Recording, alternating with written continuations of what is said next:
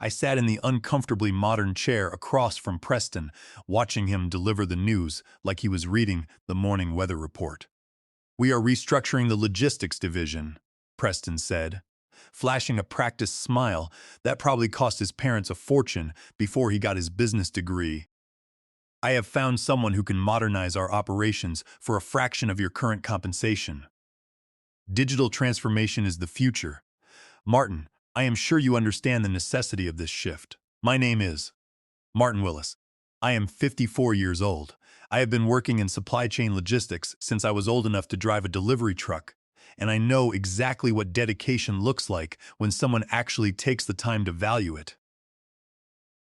Preston had this incredibly irritating way of talking where he would drop corporate buzzwords like they were profound truths, and then he would grin as if his fancy degree made everything he said automatically brilliant. He was doing it right now. He wore that same condescending expression he used whenever he tried to explain why my 12 years of hands-on expertise was nothing but legacy thinking that desperately needed upgrading. 12 years. That is how long I had given to Horizon Parts Logistics. 12 years of building a massive, intricate network that moved millions of dollars worth of automotive components annually across a dozen states. When I first started at Horizon, the distribution centers were an absolute disaster area. Parts were scattered everywhere without any logical system. There was no systematic rotation for seasonal items. Suppliers were constantly threatening to drop us because orders kept getting botched, delayed, or completely lost in the shuffle. The manager who had the job before me quit after barely 6 months, claiming the complexity was just too impossible to handle. I took the job because I needed steady work. My wife, Clara, was just starting to build her real estate practice from the ground up. Our 2 sons, Julian and Wyatt, were heading toward high school and eventually college. Mortgages and utility bills do not care about your career aspirations. Those first 8 months at Horizon, I worked until midnight almost every single night. I learned every single part we carried. I memorized every supplier's delivery schedule. I figured out exactly which manufacturers were reliable and which ones needed constant monitoring. I learned the hard way that seasonal parts needed very specific rotation patterns. You could not let winter transmission components sit in an unventilated Arizona warehouse during the blistering summer heat. Heavy brake assemblies required special handling equipment that had to be scheduled in advance. Certain chemical treatments could not be stored next to each other because of temperature sensitivity or dangerous compatibility reactions. Over the years, I built tracking systems that monitored everything in real time. I created zone optimization algorithms that maximized our efficiency and cut down loading times by half. I negotiated directly with suppliers until they finally trusted our operation again. It took 3 hard years before everything finally ran smoothly. After that, it just worked. Parts flowed seamlessly from the manufacturers right to the dealers. Our inventory levels stayed absolutely optimal. Suppliers stopped their endless complaining and actually started praising our operation to their other clients. Then, Preston showed up. About 18 months ago, corporate transferred him from the regional office. He was 32 years old, fresh out of a graduate program, and possessed exactly 0 hands-on logistics experience. They gave him the division simply because he talked constantly about optimization and automation in every single presentation he gave. He never once asked me how our actual systems worked. He never wanted to understand the deep relationships I had built with our suppliers over the years, or why certain specific processes existed the way they did. He just wanted clean dashboards that made him look innovative and forward-thinking when he reported to the senior leadership team. "Get me real-time analytics," Preston would say, adjusting his expensive tie. "I need key performance indicators that demonstrate our operational excellence. Build me a presentation I can use with the corporate board." I did it every single time because that was my job. I was a professional, but Preston acted like the results just happened automatically, like absolutely anyone could manage the intricate system I had spent over a decade perfecting. He would tell people in meetings, "Our automation systems basically run themselves now. It is a very streamlined operation." It was not streamlined. It was 12 years of deep expertise, disguised as simplicity because I had systematically eliminated every single inefficiency through hard-earned, on-the-ground experience. Preston did not see any of that. All he saw was my salary, money he thought he could save by hiring some kid who knew how to make pretty charts and thought logistics was nothing more than simple data entry. "We have already identified your replacement," Preston continued, still wearing that hollow smile. "He starts on Monday. You have until the end of the day to document all your processes and transition your responsibility." "Transition to who?" I asked, keeping my voice surprisingly steady. "You just said he starts on Monday. Today is Thursday. Just create a comprehensive knowledge transfer document," Preston replied, waving his hand dismissively. "It should not take very long since you have always emphasized how systematic everything is." I had never actually said that. He had said that. But arguing with him was clearly going to change absolutely nothing. Preston had obviously made this decision weeks ago. This brief conversation was nothing more than a required corporate formality. "Fine," I said simply. His smile flickered for a fraction of a second.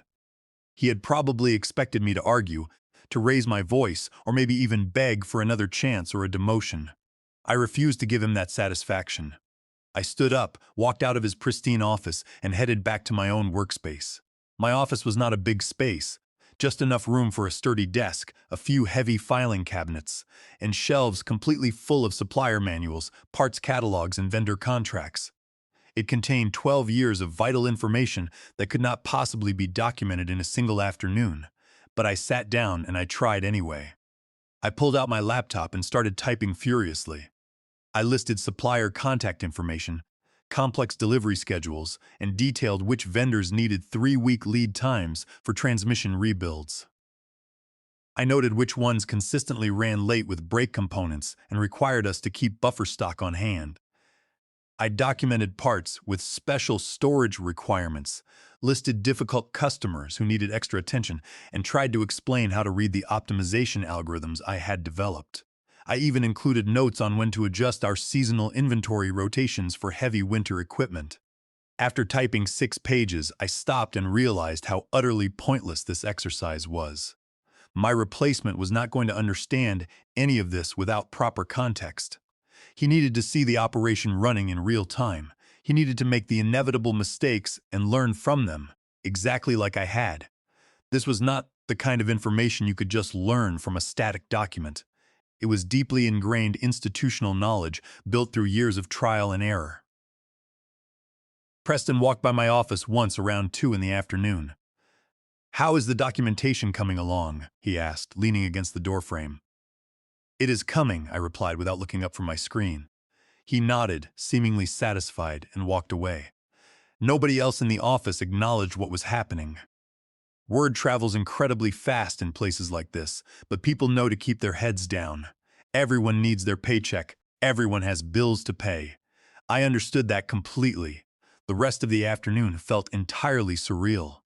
The normal, everyday warehouse sounds continued all around me. I could hear the forklifts moving heavy pallets, the constant radio chatter between the different zones, and the delivery trucks backing up to the loading docks. All the systems I had painstakingly built were functioning perfectly while I sat there quietly writing their obituary. Around 4 o'clock, I finally stopped writing. I had done what I could. I found an empty cardboard box and packed my few personal items. I packed a coffee mug from a company picnic 5 years ago, a warm jacket I kept here for cold morning warehouse walks, a few framed family photos, and a small potted plant that had somehow managed to survive despite the minimal office light. It was not very much to show for 12 years of my life. That evening, I sat in my truck in our driveway for a long time, just staring at our house. All the front windows were brightly lit. Clara would likely be helping Julian with his difficult engineering homework. Wyatt would probably be practicing his guitar in his bedroom. They were normal Thursday evening activities that suddenly felt incredibly precious and fragile. I had not told them the news yet. I finally took a deep breath, grabbed my box, and walked through the front door. I walked into our kitchen and found Clara sitting at the dining table, grading real estate contracts with a red pen. She looked up, gave me a warm smile, and then noticed the cardboard box in my hands. "What is wrong?" she asked. Julian wandered in from the living room, carrying his heavy calculus textbook. Wyatt followed closely behind him, still holding his acoustic guitar. Both of my sons sensed the sudden shift in the atmosphere immediately. "I got fired today," I said. There was absolutely no point in trying to sugarcoat the situation. Clara stood up, walked over, and wrapped her arms around me. She did not say anything. She just held on tight. The boys stayed where they were, processing the shock. "What exactly happened?" Clara asked finally. "My boss decided he could replace me with someone much cheaper. He called it a digital transformation," I explained, feeling a bitter taste in my mouth. "That is completely insane," Julian said. "You built that entire operation from scratch." "What about college?" Wyatt asked quietly. He was a sophomore at the state university, and Julian was a junior at the technical institute. We were looking at over $40,000 in tuition bills coming due next semester. "We will figure it out," Clara said firmly. Her real estate commissions were great when they came through, but the market was unpredictable. My steady salary had always been the foundation for our family. That night, I lay awake in bed for hours. Clara knew better than to push for details, but I could feel her silent worry. The next morning, I suddenly remembered Howard, the vice president of operations for Horizon Parts Logistics. Howard and I had a professional relationship that went back almost 7 years. It started when one of our major suppliers tried overcharging us for emergency transmission parts during a production crisis. The supplier marked up their prices by 300%. I called every contact I had, found alternative suppliers, and saved the company $180,000 on that single order. Howard called me personally to say thank you. After that, Howard started checking in periodically. Every few months, we would grab lunch at a small diner near the main distribution center. He valued actual results far over corporate hierarchy. We actually had a lunch scheduled for today at 4:30.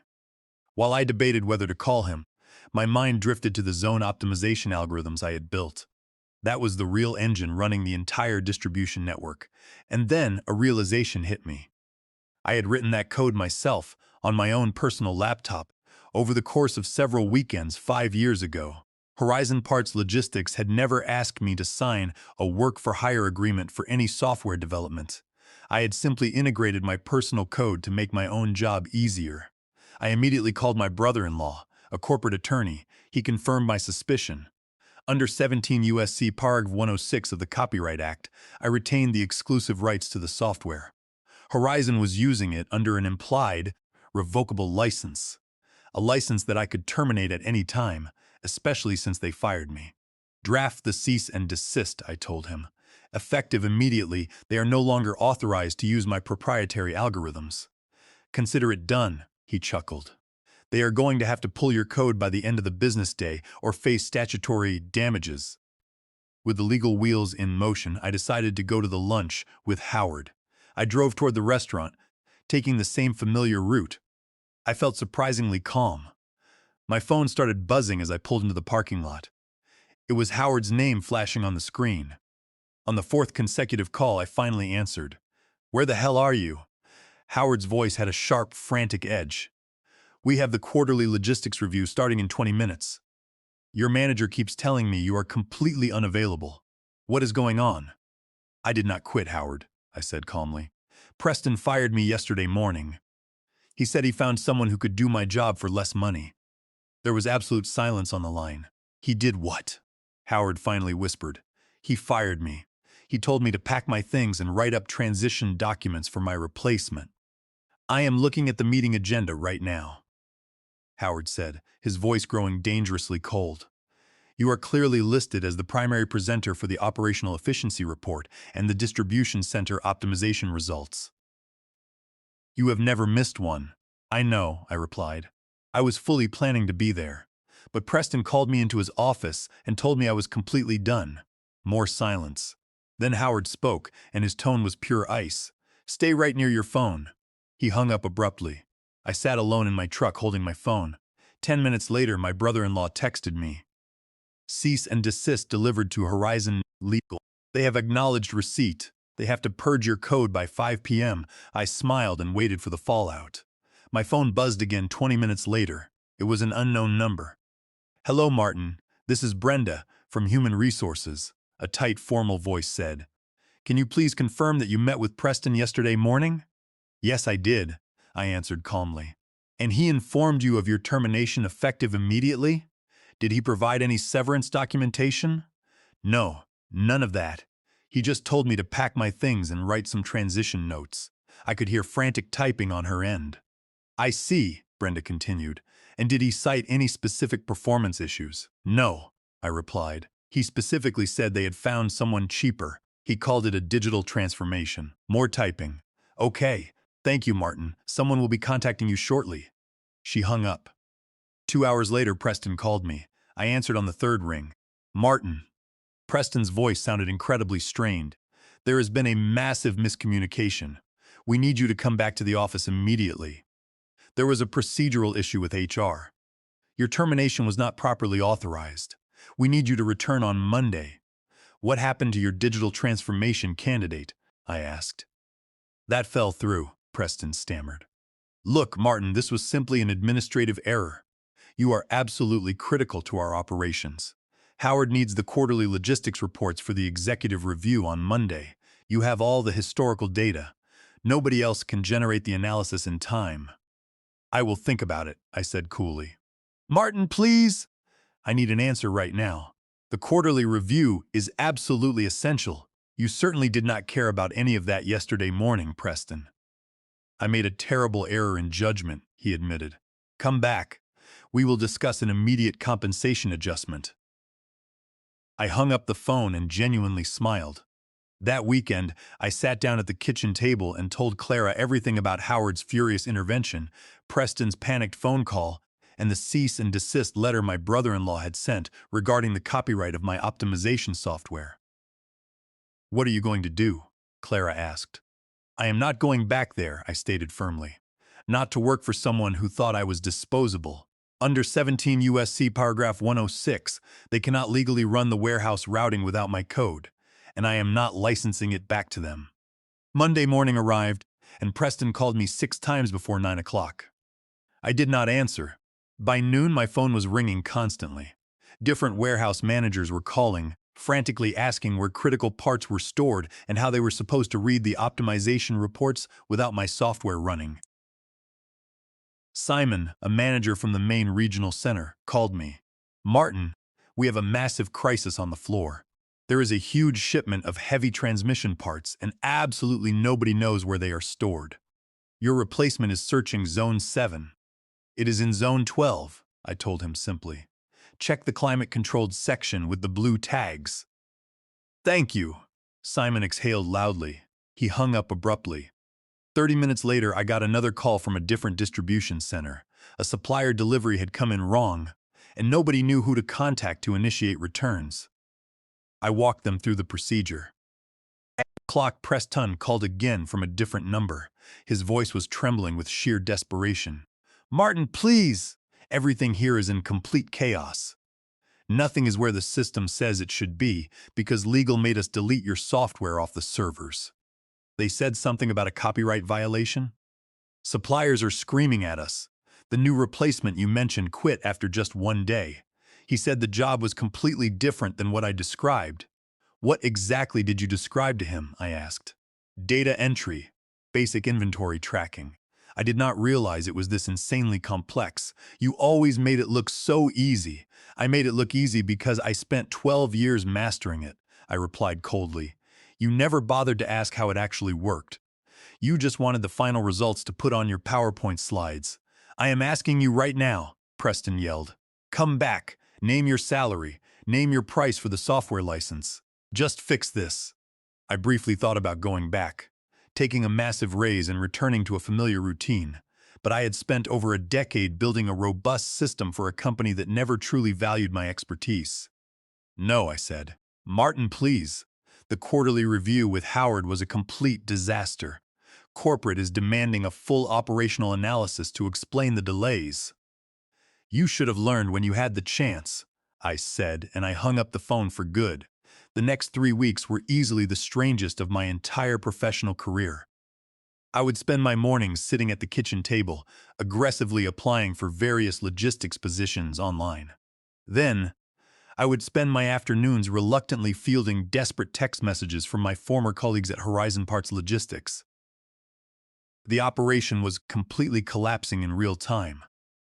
Without my proprietary algorithms to guide the zone sorting, parts were consistently getting shipped to the wrong dealerships. Critical and highly sensitive components were sitting in completely inappropriate storage areas, degrading rapidly from severe temperature exposure.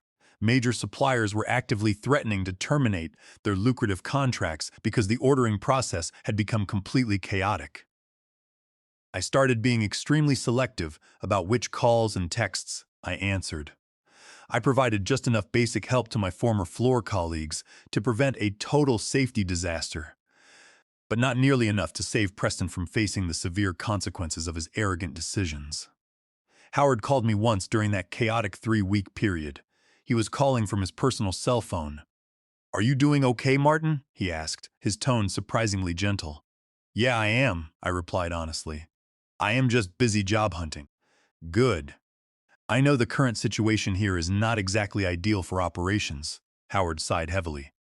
"But Preston needs to understand exactly what he foolishly threw away, and corporate needs to realize the true value of what you built for us.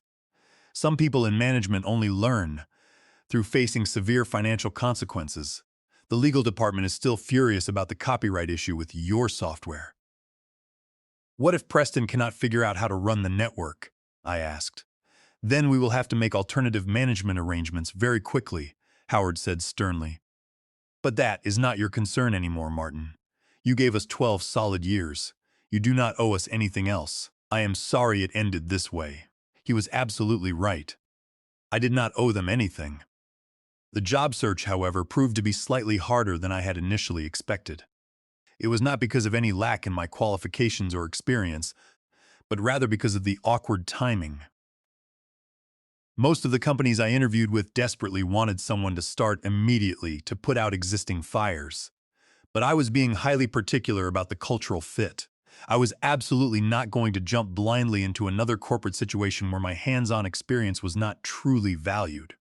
Eventually, I landed 3 very promising interviews.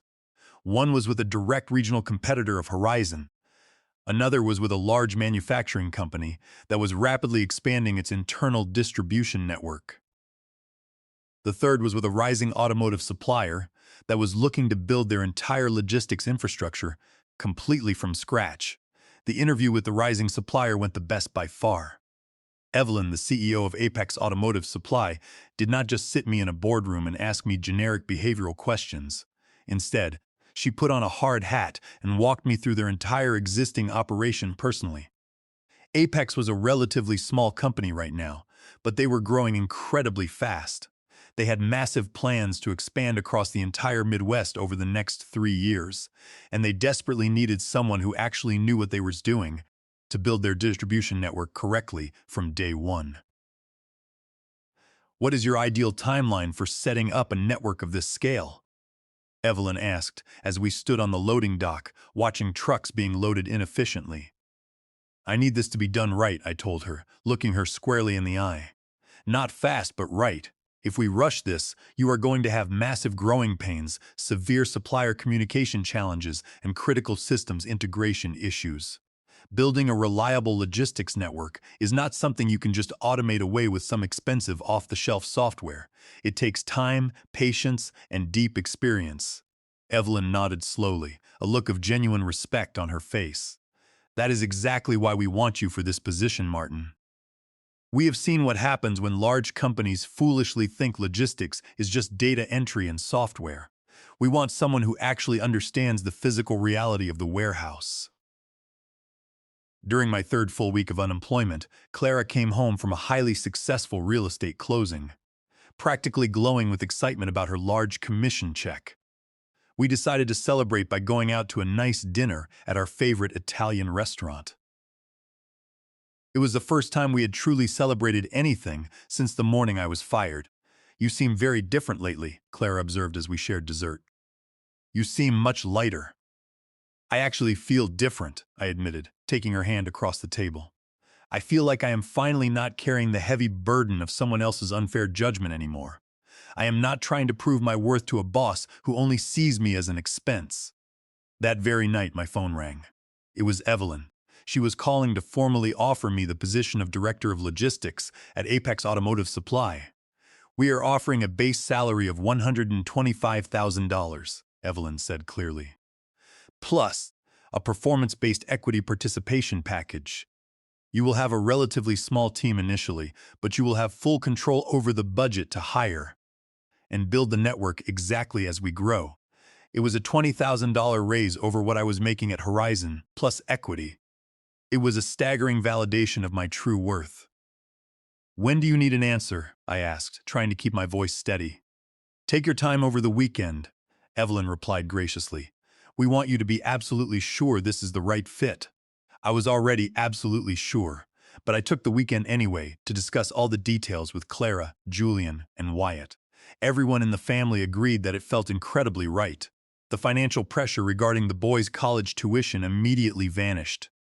First thing Monday morning, I called Evelyn back. I am in, I said. Excellent, she replied warmly. When can you officially start? Give me 2 weeks to prepare. Perfect. Welcome aboard, Martin. Later that same morning, my phone showed a missed call from Preston. He had not called in over a week. I let it go straight to voicemail. After lunch, I finally listened to the recorded message. His voice was incredibly hoarse, entirely defeated, and devoid of any of his usual corporate buzzwords. Martin, it is Preston. Look, I know you have probably moved on by now, but I just wanted to call and say that I am deeply sorry. I completely misunderstood what you actually did here. I genuinely thought it was just managing spreadsheets and watching dashboards. I was completely wrong about absolutely everything. He paused for a long time, taking a shaky breath. If you ever want to come back as a highly paid consultant, we will gladly pay whatever hourly rate you ask. I know I cannot undo the damage I have done, but maybe we can work something out. I did not feel angry. I did not feel smug. I just felt a deep sense of closure. I deleted the voicemail permanently and finally blocked his phone number. My first day at Apex Automotive Supply was entirely different from my time at Horizon. Evelyn met me personally and walked me through every department. No rushed orientation, just genuine support. What do you need to be successful? She asked. Time to learn your specific challenges, I replied. Logistics is not instant. Evelyn smiled. That is exactly why we hired you. The existing operation at Apex was chaotic but manageable. I spent my first month learning product lines, supplier relationships, and workflow bottlenecks. Evelyn checked in weekly to offer resources, proving she understood that helping employees succeed was how the company thrived. Meanwhile, stories from Horizon filtered back to me. Preston was now personally responsible for all logistics operations. Every massive mistake fell directly on his shoulders. Miller, a major transmission component supplier, called me. Your old company keeps missing delivery schedules. Is your new company looking for a reliable supplier? I brought it to Evelyn, and within a week, Miller shifted his business to us. Then Vance called. He supplied heavy brake systems. He had the same frustration with Horizon's new management and the exact same interest in working with Apex. Within 4 months, we had successfully acquired contracts with 4 major suppliers who had previously worked with Horizon. They defected because they valued reliable partnerships, which were with me personally. You have brought in over $8 million in new supplier relationships, Evelyn said, thrilled. That is incredible. I did not recruit them, I explained. They called me. That makes it more valuable, she smiled. They trust you. Howard called me around that time. I hear you are acquiring our best suppliers, he laughed. They are just making business decisions, I replied. Fair point, Howard conceded. You deserved better. Just so you know, corporate let Preston go last week. The losses were too massive. Sometimes the worst thing that happens is the push we need towards something better. He was right. Getting fired had freed me. My family noticed the difference. The extra salary helped with Julian and Wyatt's tuition, but my overall attitude was what changed most. You genuinely seem like yourself again, Clara said one evening. The heavy weight of being undervalued was gone. 10 months after I started at Apex, Evelyn announced we were opening a second facility in Ohio. I want you to oversee logistics for both locations, she said. Build the Ohio system from the ground up and train an assistant. I am in, I replied without hesitation. Building the Ohio facilities system was deeply satisfying. I hired Simon, a 27-year-old engineering graduate eager to learn. I showed him how parts moved through networks, why sensitive components needed specific storage, and how to anticipate problems. Simon absorbed everything, and within 8 months, he handled daily floor operations while I focused on strategic planning. That is what proper succession looks like, deliberately transferring hard-earned expertise. 2 years after my firing from Horizon, a former warehouse worker named Dalton called me out of the blue. I am leaving Horizons, he said. I wanted to thank you before I go. 5 years ago, I made a huge mistake that cost thousands. You stayed 3 hours after your shift to help me fix it and took responsibility. When you got fired, we all felt sick. You showed us what good leadership looked like. A lot of good people quit because if they could do that to you, they could do it to anyone. After Dalton hung up, I sat in my office thinking. I had never realized my firing sent such a clear message to the floor workers about corporate loyalty. Several people reached out over the following months to thank me. Some, even taking positions at my new company. Evelyn mentioned it recently. We have hired 6 people from your old company. They all say you showed them what honest work looked like. You built a standard of excellence. When the company failed to meet it, they left. That is true leadership. I had never thought of myself as a leader. I was just someone who did the hard work and helped out. But maybe that was what true leadership actually was. Consistency, unyielding integrity, and treating people like they mattered. That made all the difference.